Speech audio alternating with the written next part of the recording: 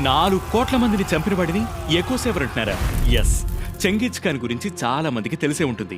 Mongol సామ్రాజ్య స్థాపకుడు. 12th 13th సెంచరీలో మంగోల్ ఆర్మీ ఆసియా, యూరోప్లోని ఎన్నో రాజ్యాలను ఆక్రమించింది. ఆ టైంలో దాదాపు 4 కోట్ల మంది చనిపోయారని అంచనా. అప్పటి వరల్డ్ పాపులేషన్ లో ఇది 10%. అంటే ఒక రకంగా చెంగిజ్ ఖాన్ భయంకరమైన విధ్వంసం సృష్టించాడు. కానీ దీనివల్ల నేచర్ కి ఏదో ఒక మంచి జరిగిందని కొందరు శాస్త్రవేత్తలు అంటున్నారు. నార్మలీ చెట్లు నాటేవాళ్లను, ప్లాస్టిక్ బ్యాన్ చేసేవాళ్ళని, కార్బన్ ఎమిషన్స్ ని తగ్గించేవాళ్ళని ఎకోస్ అని అంటారు. కానీ అవి ఏమీ చేయకుండా 4 కోట్ల మందిని చంపిన చెంగిజ్ ఖాన్ కూడా ఎకోస్ అంటున్నారు.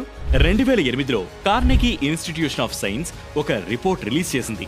వాళ్ళు చెప్పిన దాని ప్రకారం చెంగిజ్ ఖాన్ ఆర్మీ ఎన్నో గ్రామాలు, పట్టణాలు, నగరాలను నాశనం చేసింది. వ్యవసాయ భూములు నాశనమయ్యాయి, రైతులు చనిపోయారు.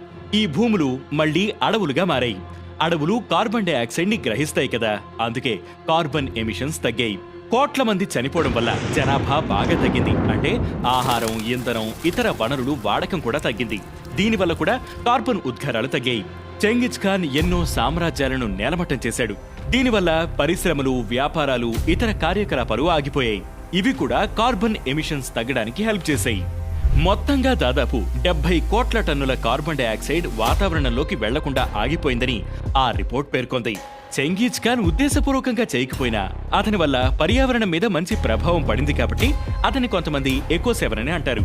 కానీ చాలా మంది ఈ ట్యాగ్ ఇవ్వడానికి ఒప్పుకోరు. చెంగిజ్ ఖాన్ కోట్ల మందిని చంపినవాడు. అతని దాడులు మానవత్వానికి వ్యతిరేకం. అలాంటి వాడిని ఎకోస్ అనడం అవమానకరంగా కూడా ఉంటుందని అంటారు. అతను పర్యావరణాన్ని కాపాడాలని ఏమీ ఆలోచించలేదు. అది కేవలం అనుకోకుండా జరిగిన ఫలితం మాత్రమేనని వాదిస్తారు. ఏది ఏమైనప్పటికీ చెంగిజ్ ఖాన్ లాంటి వాడు కూడా అనుకోకుండా పర్యావరణానికి మంచి చేశాడంటే మనం ఉద్దేశపూర్వకంగా చేస్తే ఎంత గొప్ప ఫలితాలు వస్తాయో ఆలోచించండి.